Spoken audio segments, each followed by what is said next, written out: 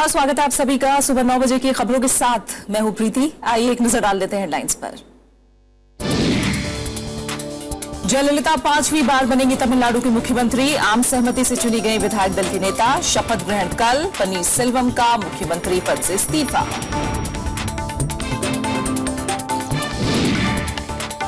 सरकारी नौकरियों में आरक्षण को लेकर फिर आंदोलन पर उतरे गुर्जर। दिल्ली मुंबई रेलवे ट्रैक जाम होने से यातायात पर असर। मुख्यमंत्री वसुंधरा राजे ने की आपात बैठक। यूरिया क्षेत्र में 10,500 करोड़ रुपए निवेश को कैबिनेट की मंजूरी। फिर खुलेगा सिंदरी यूरिया कारखाना। असम में अमोनिया परिसर। एफडीआई नियमों में भारतीय मूल के नागरिकों को छूट। पीएफ से 30,000 की ज्यादा रकम निकालने पर अगले महीने से कटेगा टीडीएस। 5 साल से कम सेवाकाल होने पर ही लागू। ईपीएफओ ने जारी किया सर्कुलर। पाकिस्तान का सऊदी अरब के साथ किसी भी तरह के परमाणु समझौते से इनकार। विदेश मंत्रालय ने खबरों को बताया निराधार।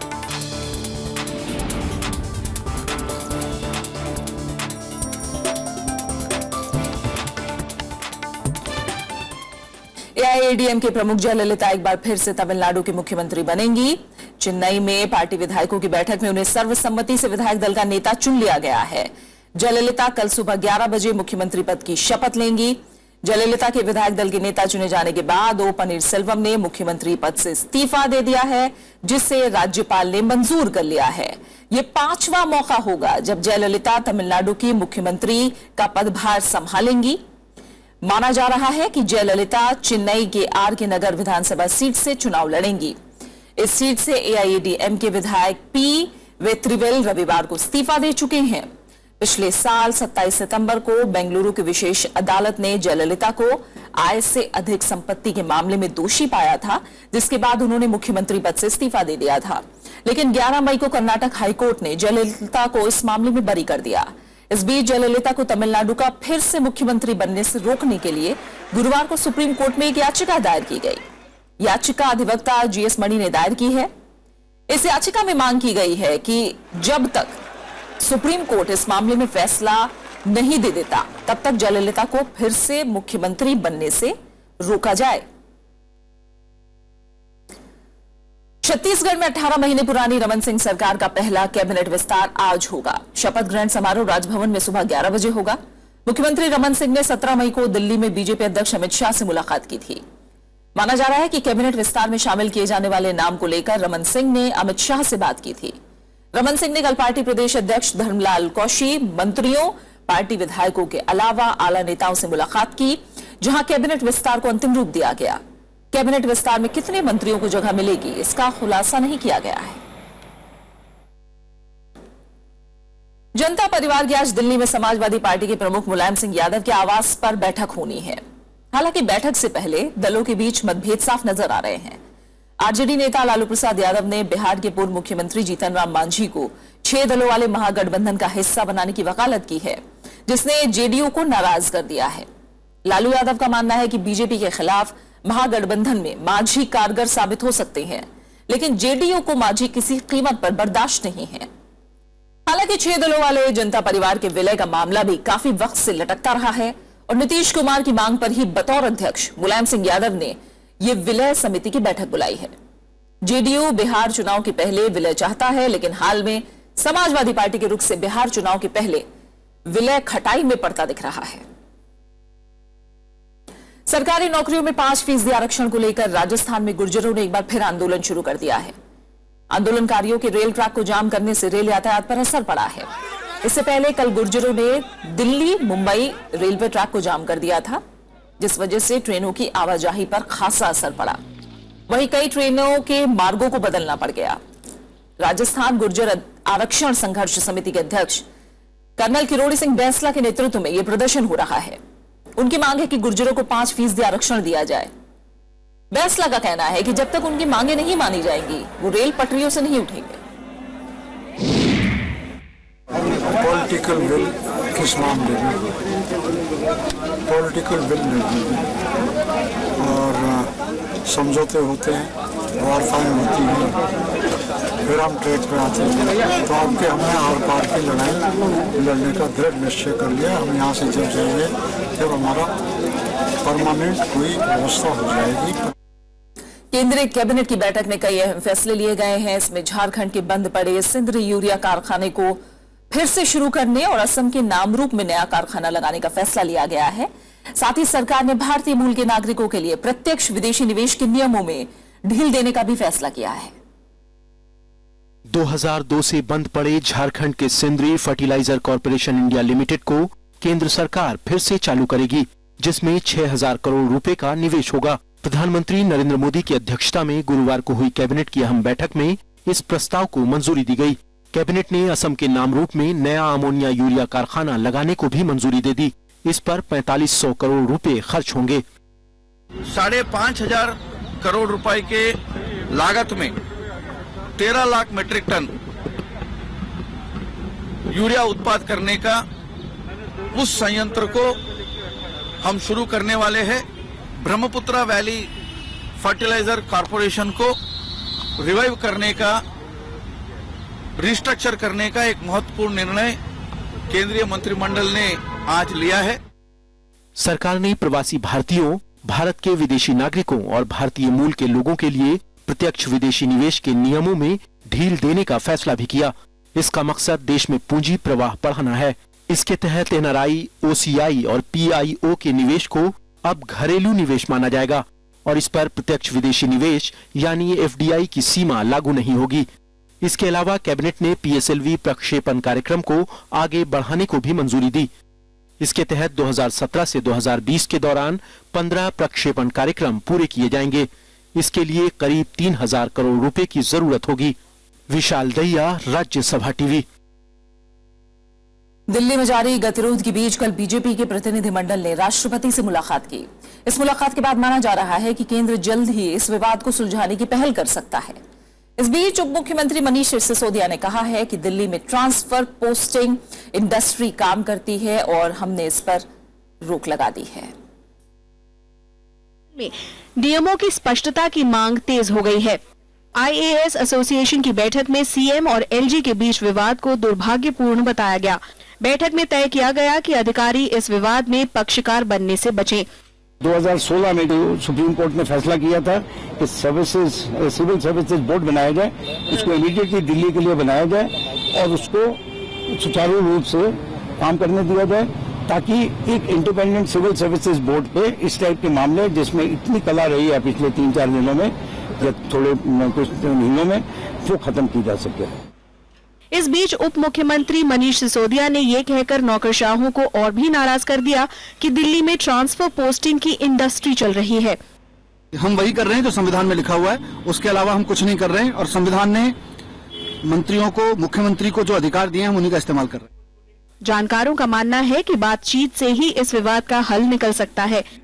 मुझे पूरा यकीन है कि राष्ट्रपति उन पर गौर करेंगे और उनको बदलवाने का प्रयास कर सकते हैं। पर आप बताएं ना, ये हटाएं, इससे हमें ये दिक्कत आ रही है।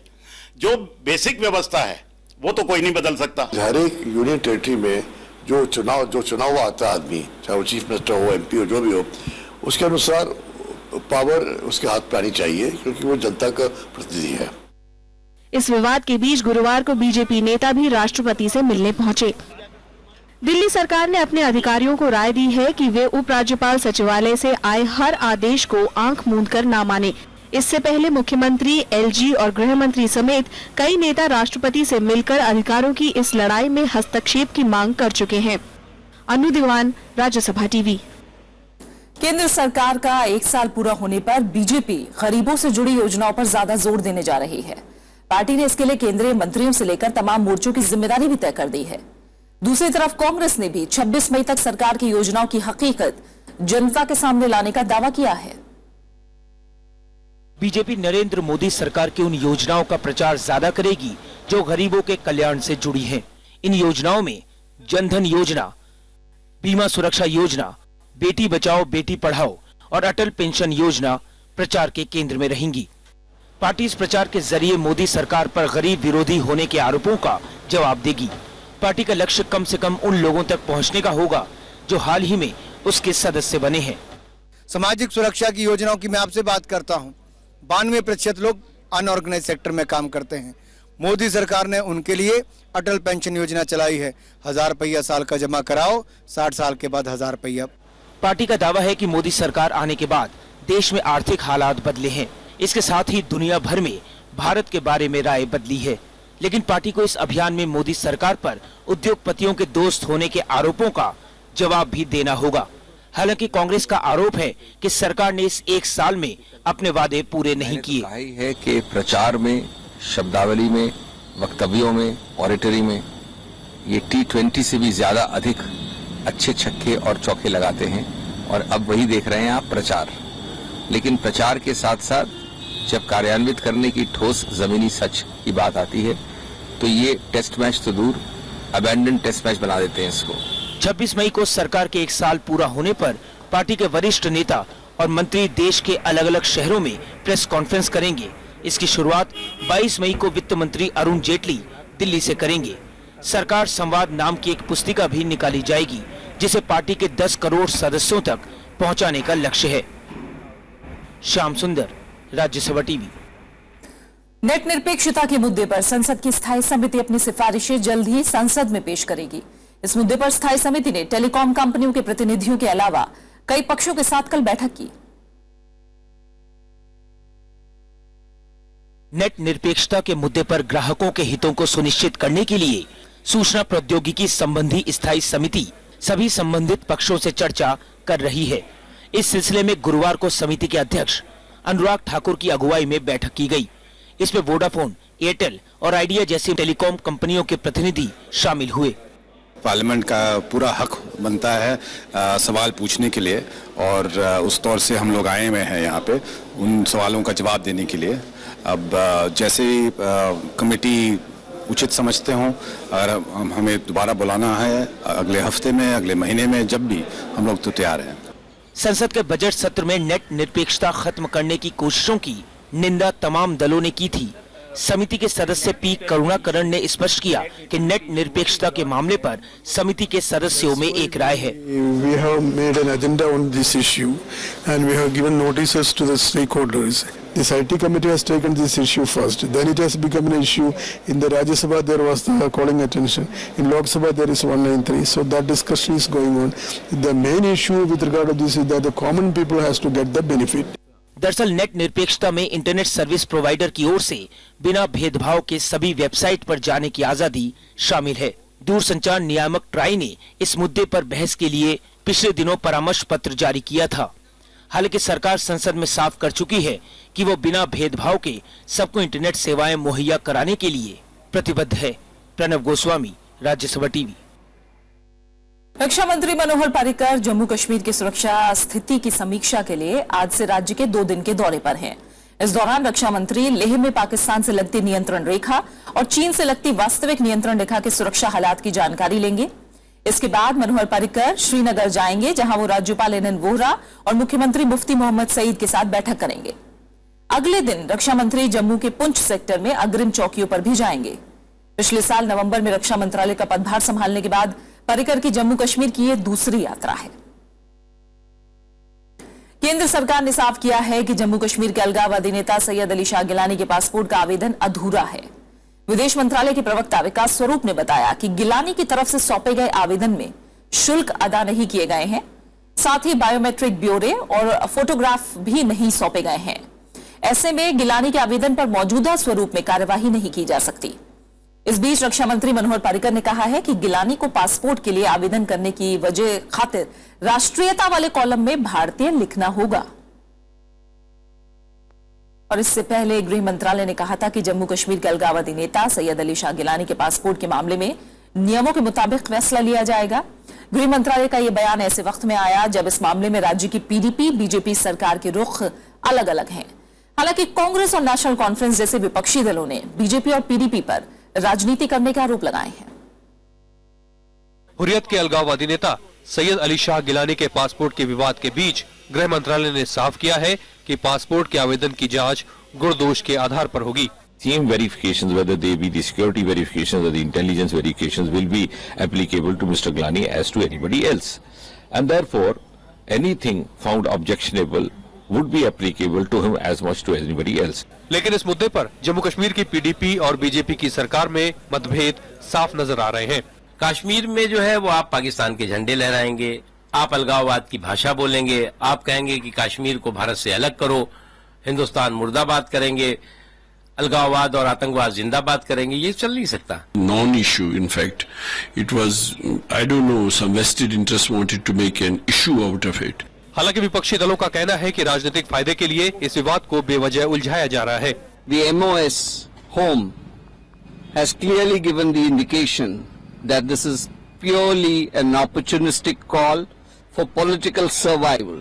They are playing politics with this. It's not a big problem. It's not an issue.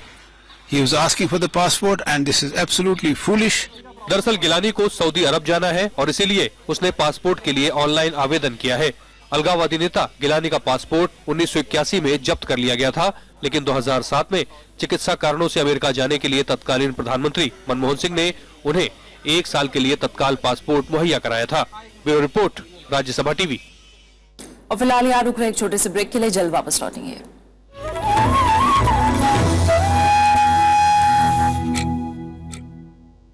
Rajya Sabha television की खास श्रृंखला महामहिम राज्यपाल में आपका स्वागत है। और आज हम पहुंचे हैं उस राज्य में जिसने हिंदुस्तान की आज़ादी के आंदोलन में महत्वपूर्ण भूमिका निभाई। जी हां, हम बात कर रहे हैं बंगाल की।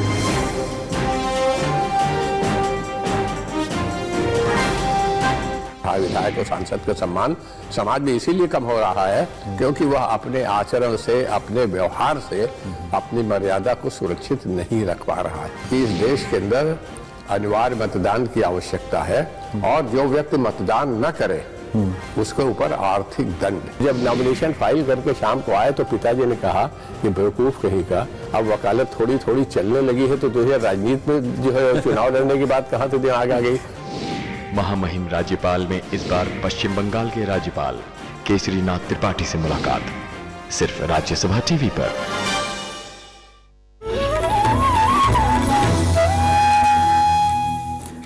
ब्रेक के बाद आपका स्वागत है। आइए रुक करते हैं कुछ और अहम खबरों का। राष्ट्रकवि रामधारी सिंह दिनकर की 2 प्रमुख कृतियों की स्वर्ण जयंती समारोह देश भर में पूरे साल मनाया जाएगा। ये 2 किताब हैं, संस्कृति के 4 अध्याय और परशुराम की प्रतीक्षा। प्रधानमंत्री नरेंद्र मोदी स्वर्ण जयंती समारोह की शुरुआत आज विज्ञान भवन में करेंगे। समारोह में देश भर से गणमान्य लोग और साहित्यकार शामिल होंगे। दिनकर हिंदी साहित्य के उन विरले रचनाकारों में से हैं जिनकी कविताओं में राष्ट्रीयता, देशभक्ति, सामाजिकता, प्रेम, आध्यात्म जैसे तत्व एक साथ मौजूद हैं। संस्कृति के 4 अध्याय में दिनकर ने सांस्कृतिक इतिहास को कई कालखंडों में विभाजित करने की बहुमूल्य कोशिश की। उत्तर प्रदेश और मध्य प्रदेश के बीच बाणसागर बांध से पानी छोड़ने के विवाद को सुलझाने के लिए केंद्र सरकार ने बैठक बुलाई है। उत्तर प्रदेश के सिंचाई मंत्री शिवपाल सिंह यादव ने केंद्रीय जल संसाधन मंत्री उमा भारती से मुलाकात की। उन्होंने कहा कि उत्तर प्रदेश को भुगतान करने के बाद भी अपने हिस्से का पानी नहीं मिल रहा है। उत्तर प्रदेश सरकार ने इस मामले में केंद्रीय जल आयोग से अनुरोध किया था कि वो मध्य प्रदेश सरकार को अगले 2 महीने 2000 क्यूसेक पानी छोड़ने का निर्देश दें। गर्मी और बरसात की कमी की वजह से उत्तर प्रदेश के सोनभद्र और मिर्जापुर में पेयजल की काफी किल्लत है। बाणसागर बांध से मध्य प्रदेश, उत्तर प्रदेश और बिहार को पानी मिलता है। जो अनुबंध है उनके अनुसार पानी दिया जाए, उत्तर प्रदेश का पानी न रोका जाए। अगर पानी उत्तर प्रदेश का नहीं खोलते हैं तो हम भी वो सोचेंगे, हमको भी मध्य प्रदेश का पानी रोकना पड़ेगा। राष्ट्रीय अल्पसंख्यक आयोग ने धर्म के नाम पर नौकरी देने से इनकार करने वाली मुंबई की एक निजी कंपनी से जवाब मांगा है। पुलिस ने भी आरोपी कंपनी के खिलाफ एफआईआर दर्ज करके जांच शुरू कर दी है।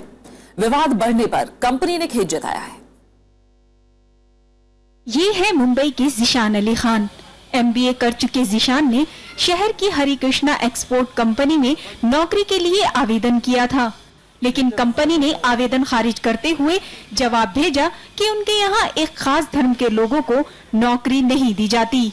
मैंने अपने 2 दोस्तों के साथ जॉब अप्लाई किया।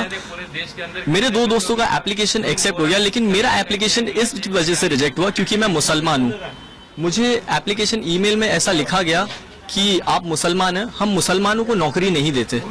इस जवाब से नाराज जिशान ने पुलिस में शिकायत की, जिसके बाद महाराष्ट्र सरकार ने कंपनी के खिलाफ कार्रवाई की बात कही है। राष्ट्रीय अल्पसंख्यक आयोग ने भी कंपनी से जवाब मांगा है।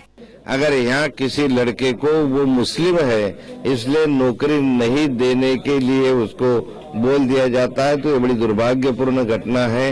हम इसकी पूरी छानबीन करेंगे। अगर किसी ने कानून का उल्लंघन किया होगा तो उसके ऊपर कार्रवाई होगी। तो जो हमारा सेट प्रोसीजर है उसके हिसाब से हम उस पिटीशन पर गौर करेंगे और पहला स्टेप ये होगा कि हम उस कंपनी के कमेंट्स फौरन मंगाएंगे और इसका जो भी जरूरी होगा उसमें एक्शन लेंगे। उधर मामला बढ़ने पर कंपनी ने जिशान को मेल भेजकर खेद जताया। कंपनी का कहना है कि वो धर्म के आधार पर भेदभाव नहीं करती है और HR में एक ट्रेनी से ये गलती हुई है। Bureau report, Rajya Sabha TV. Bharat अब उन देशों में शामिल हो गया है जो हाईवे पर भी लड़ाकू विमान की लैंडिंग करा सकता है। रक्षा क्षेत्र में देश ने उपलब्धि हासिल की। वायुसेना के मिराज 2000 विमान को मथुरा के पास यमुना एक्सप्रेसवे पर उतारा गया और इसका मकसद आपातकालीन स्थिति में हाईवे को रनवे के तौर पर इस्तेमाल करना है।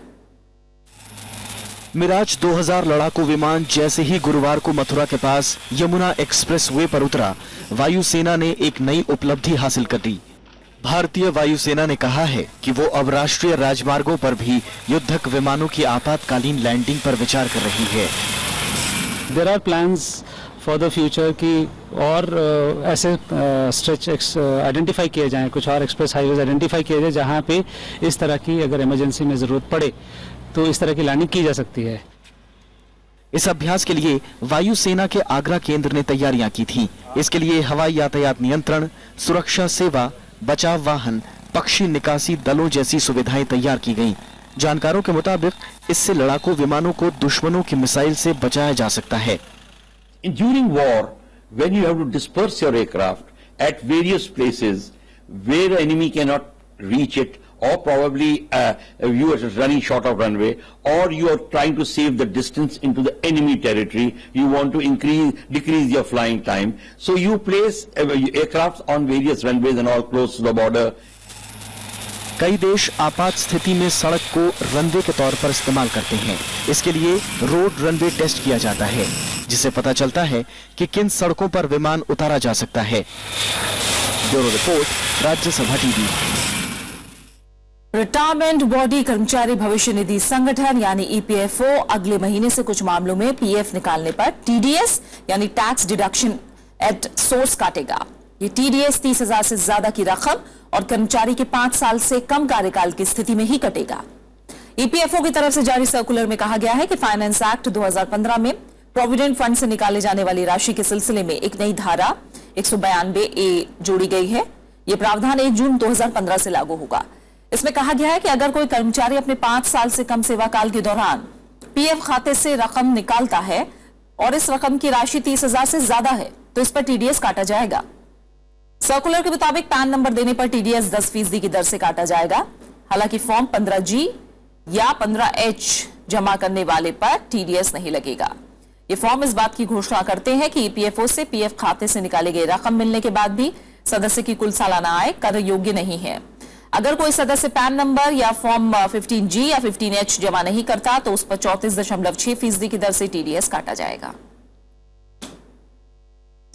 अमेरिका का मानना है कि परमाणु, रक्षा, अंतरिक्ष, विज्ञान, स्वास्थ्य और व्यापार में भारत अमेरिका के बीच अपार संभावनाएं हैं। भारत में अमेरिका के राजदूत रिचर्ड राहुल वर्मा ने दोनों देशों के बीच व्यापार के 5 गुना इजाफा होने की उम्मीद जाहिर की है। उन्होंने कहा कि कारोबार मौजूदा $100 बिलियन से $500 बिलियन हो जाएगा। जालंधर में उन्होंने कहा कि भारत इकलौता देश है जिसे अमेरिका ने बीते 1 साल में 1 मिलियन से ज्यादा बिजनेस वीजा जारी किया। यह अमेरिका की तरफ से सभी देशों को जारी किए जाने वाले वीजा का 70% था। रिचर्ड वर्मा ने कहा कि भारत अमेरिका के रिश्तों के लिहाज से आतंकवाद विरोधी लड़ाई में सहयोग और खुफिया जानकारियों को साझा करना महत्वपूर्ण है। President spoke out against safe havens.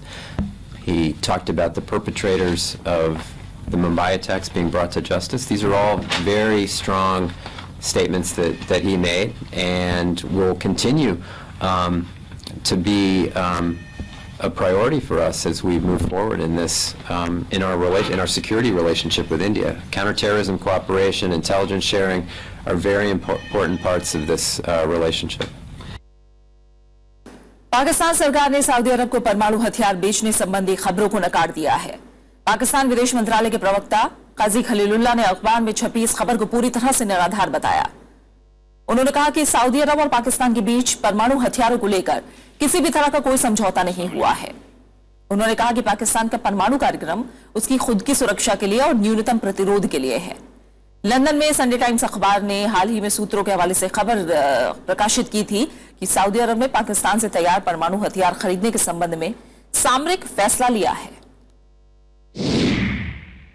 First of all, there's no Pakistan-Saudi nuclear deal. This is number one.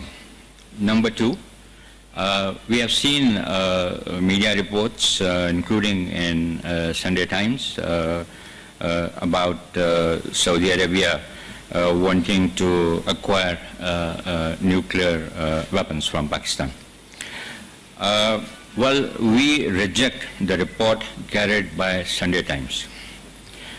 There has been an entirely baseless and mischievous campaign in the international media regarding Pakistan's indigenous nuclear program. रूस ने Iraq को IS से मुकाबले के लिए हर मुमकिन मदद देने का भरोसा दिलाया है। इसमें सैन्य और दूसरी सहायता भी शामिल है। रूस के दौरे पर पहुंचे इराक के प्रधानमंत्री हैदर अल अबादी ने गुरुवार को राष्ट्रपति व्लादिमीर पुतिन से मुलाकात की। इस दौरान दोनों नेताओं के बीच आतंकवाद समेत कई दूसरे मसलों पर बातचीत हुई। इससे पहले रूस के विदेश मंत्री भी इराक को आतंकवाद और आतंकियों से छुटकारा पाने में मदद की बात कह चुके हैं। वहीं इराक में रमादी शहर को आईएस के कब्जे से आजाद कराने को लेकर इराकी सेना ने संघर्ष तेज कर दिया है। और इसी के साथ फिलहाल इस बुलेटिन में इतना ही। जाते जाते एक नजर डाल लेते हैं हेडलाइंस पर। जयललिता 5वीं बार बनेंगी तमिलनाडु की मुख्यमंत्री। आम सहमति से चुनी गई विधायक दल की नेता। शपथ ग्रहण कल। पनीरसेल्वम का मुख्यमंत्री पद से इस्तीफा। सरकारी नौकरियों में आरक्षण को लेकर फिर आंदोलन पर उतरे गुर्जर। दिल्ली मुंबई रेलवे ट्रैक जाम होने से यातायात पर असर। मुख्यमंत्री वसुंधरा राजे ने की आपात बैठक। यूरिया क्षेत्र में 10,500 करोड़ रुपए निवेश को कैबिनेट की मंजूरी। फिर खुलेगी सिंदरी यूरिया कारखाना। असम में अमोनिया परिसर। एफडीआई नियमों में भारतीय मूल के नागरिकों को छूट। पीएफ से 30,000 की ज्यादा रकम निकालने पर अगले महीने से कटेगा टीडीएस। 5 साल से कम सेवा काल होने पर ही लागू। ईपीएफ ने जारी किया सर्कुलर। पाकिस्तान का सऊदी अरब के साथ किसी भी तरह के परमाणु समझौते से इनकार। विदेश मंत्रालय ने खबरों को बताया निराधार।